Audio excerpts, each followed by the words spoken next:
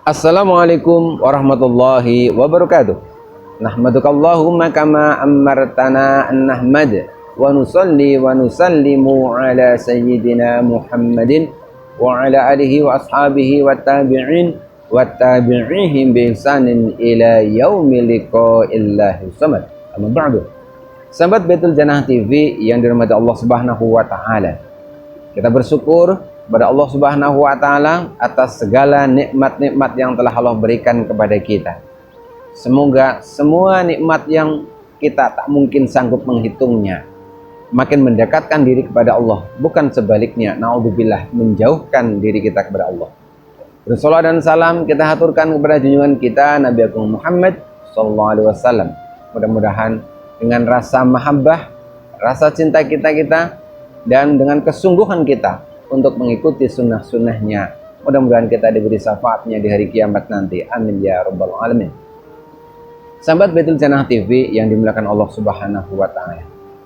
Pada kesempatan kali ini renungan kita adalah tentang apa yang disampaikan oleh Rasulullah, di mana Rasul itu memberikan gambaran dalam bentuk sebuah perbandingan antara orang mukmin dan orang kafir yang selama di dunia memang keadaannya berbeda, di mana orang yang beriman seharusnya tidak boleh iri kepada orang kafir.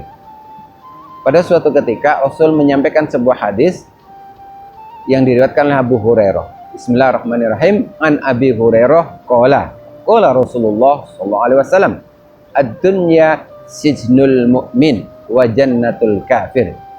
Dari Abu Hurairah berkata, Rasulullah SAW bersabda, ad-dunya sijnul mu'min. Dunia itu adalah penjara bagi orang-orang yang beriman. Wa jannatul kafir, dan dunia itu adalah sorga bagi orang-orang kafir. Hadis ini sangat singkat, namun jika kita renungi, jika kita pahami dengan mendalam, ternyata sungguh luar biasa. Ad-dunya sijnul mu'min. Dunia ini laksana sebuah penjara bagi orang-orang yang beriman. Kita orang-orang yang beriman laksana di sebuah penjara di mana segala sesuatunya tidak bebas, segala sesuatunya harus mengikuti peraturan, segala sesuatunya memiliki konsekuensi atau akibat. Kita pun demikian. Di dunia ini kita tidak bisa sewenang-wenang. Kita harus mengikuti aturan yang ditetapkan Allah, yang dicontohkan oleh Rasulullah dan lain sebagainya. Kita harus sholat dari satu waktu ke waktu berikutnya. Saat kita punya rizki, kita pun harus berbagi rizki kita dengan orang lain. Kita pun harus berpuasa. Kita pun harus mengerjakan kewajiban-kewajiban yang lain.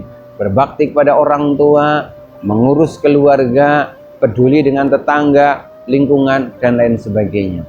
Semua itu tentu sebuah aturan-aturan yang apabila tidak diterima dengan ikhlas, maka itu akan memberatkan. Kemudian dalam hal makanan dan lain sebagainya, kita pun tidak boleh sembarangan makan. Ada makanan tertentu yang halal, ada pula yang jelas-jelas diharamkan, seperti meminum khamr, seperti memakan daging babi, anjing, bangkai, dan lain sebagainya. Itulah aturan-aturan yang harus dijalankan, yang harus ditaati oleh orang yang beriman. Karenanya Rasul mengatakan ad-dunya sijnul mu'min. Dunia ini memang penjara bagi orang yang beriman.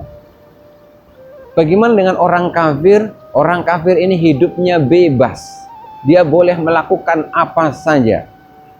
Dia melakukan yang dilarang oleh Allah. Dari segi makanan, mereka meminum khamr, memakan daging babi, anjing, dan lain sebagainya. Mereka pun tidak pernah memperdulikan tentang dosa, maksiat, dan sebagainya. Apa sebab? Karena dunia bagi mereka adalah jannatun, laksana sebuah surga.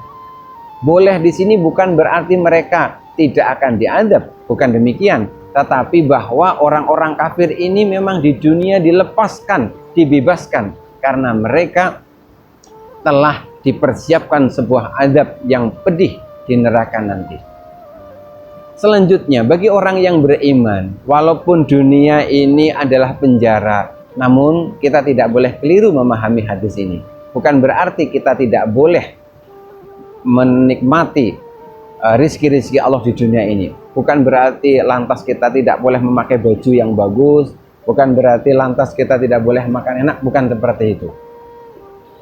Berikut ini kami sampaikan sebuah kisah yang sangat luar biasa. Kisah ini adalah tentang seorang waliullah, seorang ulama besar bernama Ibnu Hajar Asqalani, seorang mufti, seorang qadhi dari negara Mesir pada waktu itu.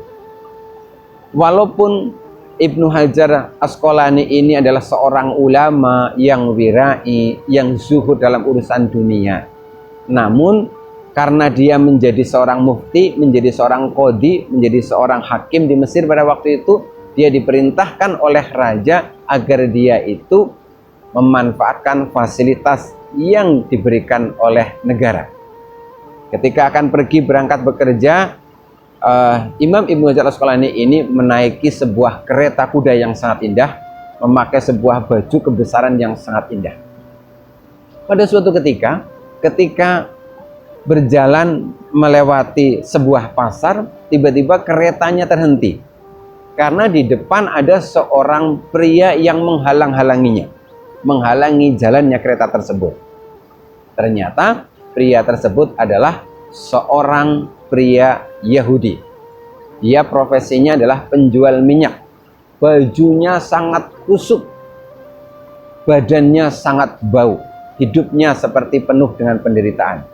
Tiba-tiba dia menghadang keretanya sang qadhi Ibnu Hajar Asqalani tadi. Melihat ada orang yang menghalang-halangi laju keretanya, maka sang mufti pun turun sambil tersenyum dan berkata, wahai bapak, kenapa engkau menghalang-halangi laju keretaku? Kata orang Yahudi tadi, dia berkata, hai pemuda, bukankah engkau orang Islam? Bukankah engkau orang mukmin?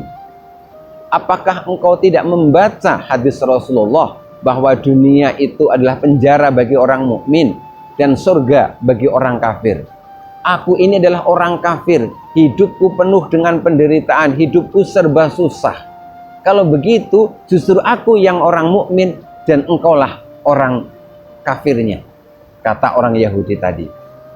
Dengan tersenyum, Ibnu Hajar Asqalani berkata, maukah engkau mendengarkan penjelasanku tentang apa yang disampaikan oleh Rasulullah? Maukah engkau mendengarkan penjelasanku tentang makna yang sebenarnya dari hadis itu? Orang Yahudi tersebut kemudian mengangguk. Maka Imam Ibnu Hajar Asqalani pun menjelaskan, tidak salah, memang benar nabiku menyampaikan demikian, bahwa dunia adalah penjara bagi orang mukmin dan surga bagi orang kafir. Ketahuilah, wahai keturunan Nabi Yakub alaihissalam, engkau melihatku dalam kemewahan seperti ini. Engkau lihat kereta kudaku yang sangat bagus, pakaianku juga sangat bagus. Tapi ketahuilah bahwa itu belum seberapa dengan kenikmatan-kenikmatan yang akan Allah berikan kepada kami di sorga nanti. Allah masih menghalangi kami, masih menahan kami untuk mendapatkan semua kenikmatan-kenikmatan tersebut. Kami hanya mendapatkan sebagian kecil saja. Ini hanya sebagian saja dari kenikmatan yang akan Allah berikan. Di sorga nanti masih banyak kenikmatan-kenikmatan yang lain. Walaupun kami orang-orang mukmin di dunia ini bisa menikmati rezeki Allah seperti ini, tetapi hakikatnya kami tidak bebas. Engkau bebas meminum khamr, engkau bebas memakan daging babi, tapi kami tidak. Walaupun, wahai Yahudi, walaupun hidupmu penuh dengan penderitaan, engkau hidup susah, makan susah, namun ketahuilah bahwa penderitaanmu saat ini itu belum seberapa dengan penderitaan yang akan engkau terima di neraka nanti. Walaupun engkau menderita saat ini, tapi hakikatnya engkau masih bebas. Engkau masih bebas bekerja, engkau masih bebas ketemu anak istri, engkau pun masih bebas melakukan maksiat. Tapi sekali lagi ketahuilah bahwa penderitaanmu saat ini belum seberapa dengan penderitaanmu di neraka nanti. Mendengar penjelasan tersebut, orang Yahudi tersebut tertunduk, berurai air matanya, kemudian dengan lirih dia pun mengucapkan asyhadu alla ilaha illallah wa asyhadu anna Muhammadar Rasulullah.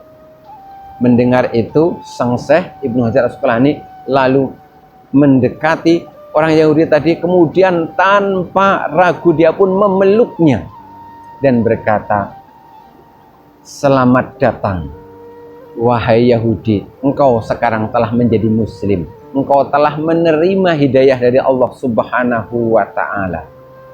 Singkat cerita, orang Yahudi tersebut kemudian diajak ke rumahnya Ibnu Hajar Asqalani. Kemudian di sana dia dididik hingga akhirnya menjadi murid istimewanya Ibnu Hajar Asqalani. Sahabat Baitul Jannah TV yang dimuliakan Allah Subhanahu wa ta'ala, dunia ini, kata Rasul sekali lagi, adalah penjara bagi kita orang-orang mukmin. Namun demikian, kita masih boleh, bukan berarti kalau di penjara terus kita itu menderita. Tetap masih banyak kenikmatan-kenikmatan Allah yang bisa kita nikmati, yang bisa kita terima. Hanya saja kita harus mengikuti aturan-aturan yang telah Allah tetapkan. Sedangkan dunia ini surga bagi orang kafir. Jangan iri kepada mereka. Di dunia ini orang kafir memang diberi kebebasan. Sekali lagi, jangan pernah iri dengan mereka, karena mereka telah dinanti. Apa yang menanti mereka? Yang menanti mereka adalah adab dan siksa yang sangat mengerikan di neraka nanti. Demikianlah renungan kita kali ini. Mudah-mudahan kisah yang kami ketengahkan memotivasi kita untuk makin mantap lagi bahwa kita menjadi seorang mukmin dengan penuh keyakinan, dengan penuh kebahagiaan. Inilah pilihan yang tidak akan merugikan, menjadi orang-orang yang beriman walaupun mungkin kehidupan kita tidak sebebas dengan orang-orang kafir. Sekali lagi, mudah-mudahan renungan kita bermanfaat. Insya Allah kita lanjutkan pada renungan-renungan kita yang lain. Billahi taufiq wal hidayah, wa ridwan inayah. Wassalamualaikum warahmatullahi wabarakatuh.